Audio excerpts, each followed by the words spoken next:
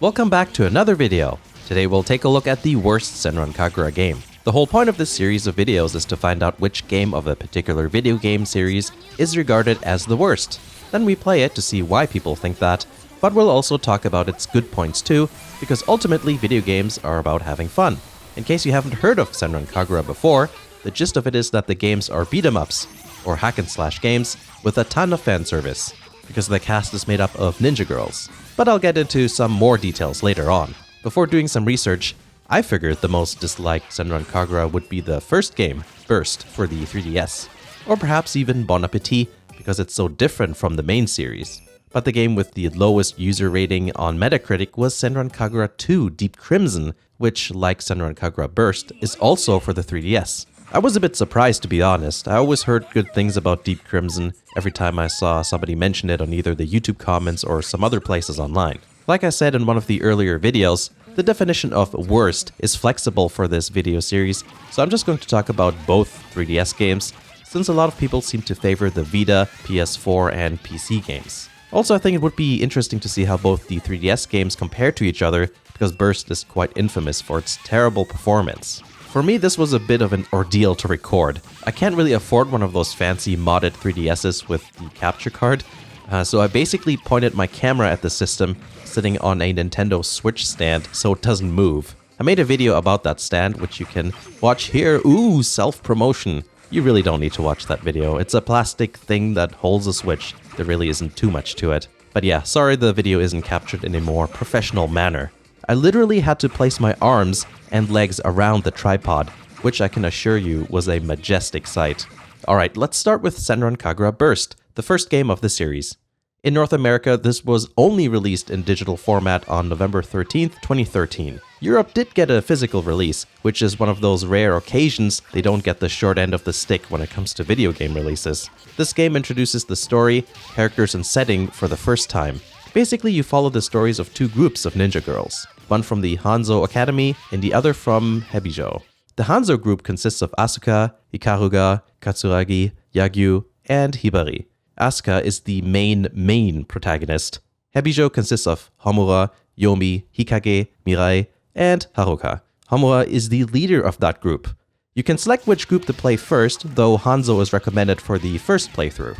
I don't really want to spoil anything, but I will say that the story focuses on the classic idea that you have more in common with your enemy than you think. Shinobi from Hanzo are considered good, while shinobi from Hebijo are evil. Ultimately, the plot is all about mutual respect and understanding, as well as the rejection of preconception, and it also encourages you to analyze situations from various different standpoints instead of just your own. Yep, there's more to these games than just fan service. There are actual story arcs, and I find it very interesting. You learn a lot about the characters as they develop throughout the game. Of course, the story has silly bits too, and I like that it often comes out of nowhere. The humor can be kinda cheesy sometimes, but I think that's also part of the appeal. Gameplay is fast-paced with waves of enemies to beat. Things can be a bit challenging once you get past the first bit of the game, at least for me it is. The graphics are in 3D, though it is a side-scroller. But not only can you move left and right and jump into the air, you can also slightly move front to back. You can do light attacks as well as heavier attacks. Various combinations of those attacks as well as jumping and dashing will result in combos. It's quite simple to get the hang of, and the basics transfer over to the later 3D games as well. Once your meter is high enough, you can transform to up your character's stats, which also gives you the ability to perform some special attacks. Alternatively, you can also go into Frantic Mode, where your ninja girl will proceed to shed most of her clothes. But not everything, because that would be indecent. This is a high attack, low defense sort of strategy. You have to be careful because it's easy to get knocked out quickly like this.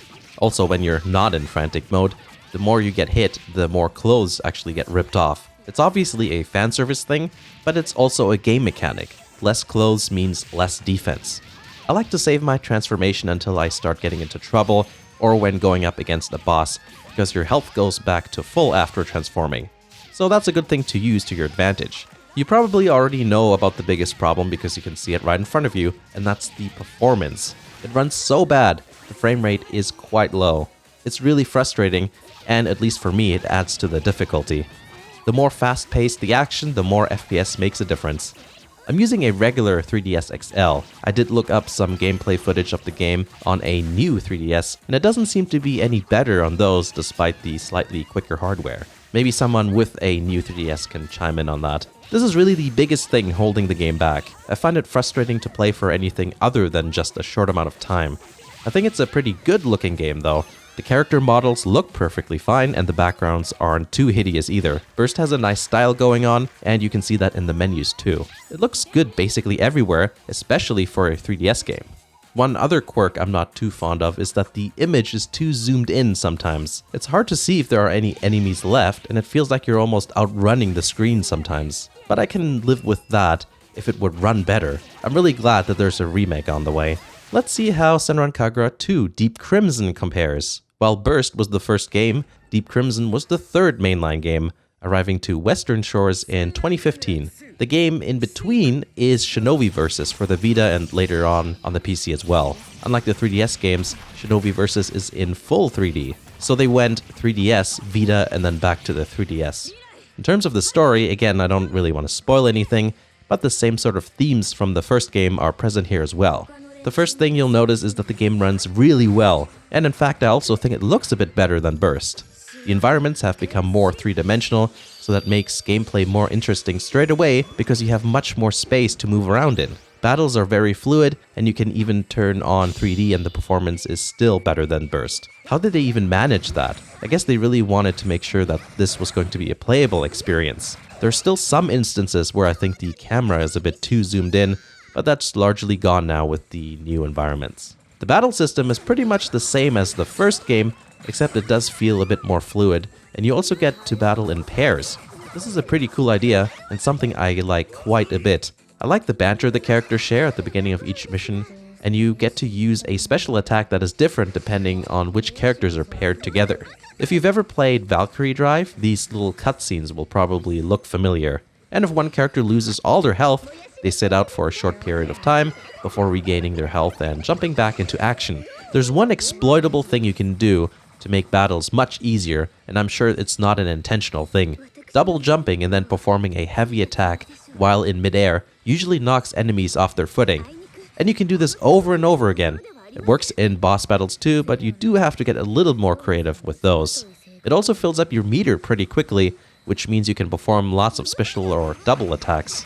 Obviously, if you feel this is a bit cheap, just don't do it. There's also a local and online co-op multiplayer mode, but sadly nobody was playing, so I couldn't try it out. Which is too bad because I would have liked to have been able to say at least something about it. So why does Deep Crimson have the lowest user rating?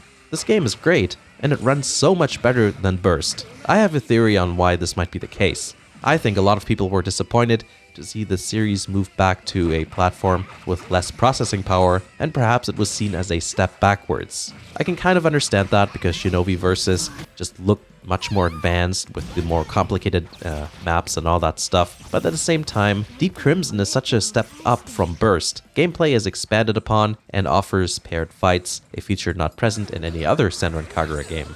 Plus, the story is enjoyable like the first game. Personally, I think the games following Deep Crimson don't have as great of a storyline as the first three games. There are some serious moments, but it's a bit like Neptunia in that regard. Later games prefer to take the comedic route in a lot of cases. I was also a bit confused as to why the third game is called Senran Kagura 2, but I read somewhere that the 3DS games have their own timeline, which is separate from the PlayStation and PC games. That would certainly explain the name.